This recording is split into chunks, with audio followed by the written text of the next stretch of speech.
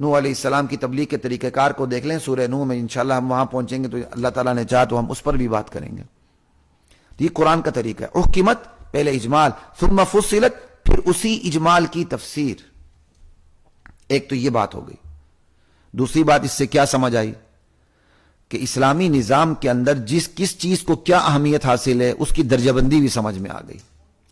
اسلامی نظام کے اندر دیکھیں عقائد بھی ہیں، اعمال اخلاق معاملات بھی ہیں، اور اسلامی نظام کے اندر حکومت کا نظام بھی ہے. تو سب سے پہلے آپ کیا کریں گے؟ سب سے پہلے آپ فضائل سکھائیں گے، امانت صداقت سکھائیں گے، لوگوں کو کہیں گے جھوٹ نہ بولو سچ بولو، شراب نہ پیو سود نہ کھاؤ، یہ کہیں گے؟ نہیں. سب سے پہلے آپ لوگوں کو شرک سے روکیں گے، توحید کے کانسیپٹ کو کلیئر کریں گے، کیونکہ یہ نبوی طریقہ ہے. قولوا لا الہ الا اللہ تفلحوا. سب سے پہلے آپ کو عقیدہ سمجھانا ہوگا. تو عقیدہ سمجھاتے ہی آپ اقامت دین کے لیے کھڑے ہو کے تلوار اٹھا کے فوراً نظام زندگی میں اسلام نافذ کریں گے؟ نہیں. عقیدہ سمجھا کے اخلاق، اعمال، معاملات یہ کرتے چلے جائیں گے، عبادات. ٹھیک ہے؟ پھر اس کا یہ ساری چیزیں نتیجہ خیز ہوتی ہیں اسلام کے پورے نظام زندگی اور اسلام کے نظام حکومت پہ جا کے. ترتیب یہ ہے. اور آج بدقسمتی سے جتنی بھی بڑی بڑی دینی تحریکیں ہیں انہوں نے اپنے مزاج کے مطابق دین کے مختلف پورشن کو اچک لیا ہے، لے لیا ہے، اور پھر اس دین کے شعبے کو ہی حرف آخر قرار دے کے ترتیب کو مسخ کر کے دین کی خدمت کر رہے ہیں. یہی وجہ کہ نتیجہ سامنے نہیں آ رہا. آپ ہماری ان دینی سیاسی جماعتوں کو دیکھیں جو اقامت دین کا نعرہ بلند کرتی ہیں. اللہ توفیق عطا فرمائے. اللہ ہمیں بھی کام کرنے کی توفیق دے. اللہ ان کے ساتھ ان کے ہاتھ بٹانے کی ہمیں بھی توفیق دے. ہمیں بھی اللہ کام کرنے کی توفیق دے. لیکن آپ دیکھیں کہ میں نام نہیں لیتا بعض مشہور جماعتوں کا، مجھے بڑا افسوس ہوتا ہے. اقامت دین کے لیے اٹھی ہوئی ہیں اور لوگوں کو اٹھا بھی رہی ہیں، لیکن وہ بدعقیدہ لوگوں کو بھی اپنے ساتھ جمع کرتے ہیں. وہ ایسی جماعتیں کرتی ہیں، ضرور کریں، لیکن بدعقیدہ لوگوں کو پہلے عقیدہ ٹھیک کریں. نہیں کرتی. وہ اسلام کا سیاسی نظام میں زندگی سمجھانے میں ان کا سارا وقت لگ جاتا ہے.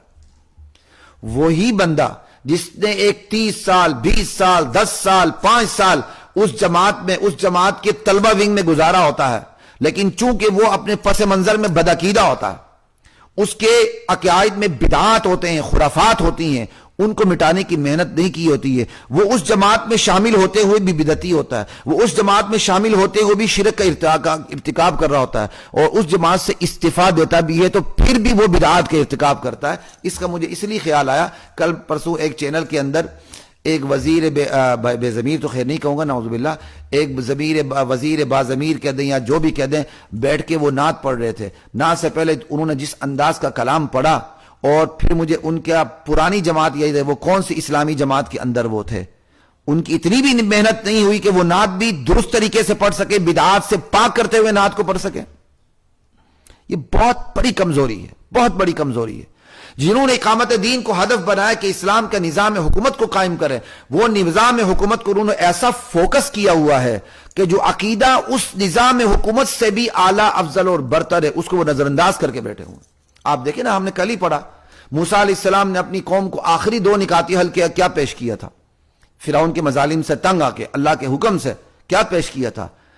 خفیہ طور پر اپنے گھروں کو عبادت گاہ بنا لو، توکل کرو. بس اب نظام حکومت میں تو موسیٰ علیہ السلام تبدیلی نہیں لا سکے تھے اس وقت تک، بلکہ فرعون کے ہاں تو تبدیلی آئی نہیں سکی تھی.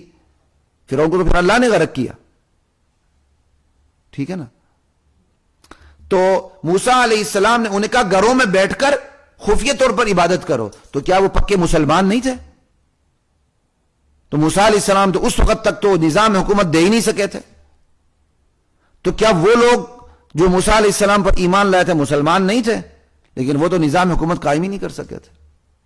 نظام حکومت قائم نہ ہو بندہ پھر بھی مسلمان رہتا ہے، اخلاق ٹھیک نہ ہو پھر بھی مسلمان رہتا ہے، کردار ٹھیک نہ ہو پھر بھی مسلمان رہتا ہے، معاملات ٹھیک نہ ہو پھر بھی مسلمان رہتا ہے. عقیدہ توحید ٹھیک نہ ہو کافر مشرک ہو جاتا ہے، عقیدہ رسالت ٹھیک نہ ہو کافر ہو جاتا ہے، عقیدہ آخرت ٹھیک نہ ہو کافر ہو جاتا ہے. یہ تو حد فاصل ہے. نظام حکومت بعد کی بات ہے، اخلاقیات بعد کی بات ہے، معاملات بعد کی بات ہے.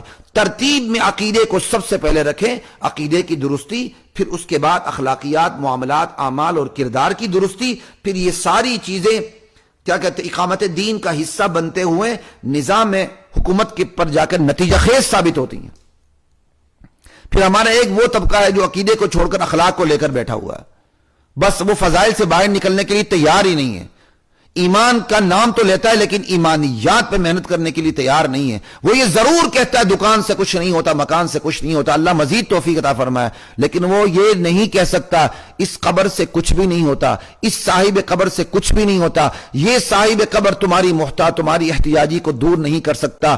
اس صاحب قبر، اس قبر پہ آ کے تم جتنے بدعات کرتے ہو، جتنے تم چراغاں کرتے ہو، اور جتنی یہاں تم اپنی کیا کہتے ہیں تمنائیں پوری کرنے کی کوشش کرتے ہو، تم دیگیں چڑھاتے ہو، تم نظر و نیاز منت منوتی اللہ کے علاوہ غیر اللہ کے نام پہ کرتے ہو، تم نے یہاں بدعات کا بازار گرم کیا ہوا ہے، تمہیں ایسا نہیں کرنا چاہیے. وہ اس پر انگلی رکھنے کے لیے تیار ہی نہیں کہ نہ دل آزاری ہوگی. بہرحال یہ نبوی طریق نہیں ہے. آپ جتنی مرضی محنت کر لیں، اللہ تعالیٰ ان محنتوں کو قبول فرمائے. نبوی طریق یہ ہے سب سے پہلے عقیدے پہ محنت، اخلاقیات، معاملات، کردار، پھر یہ ساری چیزیں اقامت دین کا حصہ بنتے بنتے نظام زندگی پہ جا کر منتج ہو جاتی ہیں. اس ترتیب کو سامنے رکھنا ہوگا اور اللہ تعالیٰ نے اسی ترتیب کو سامنے رکھا.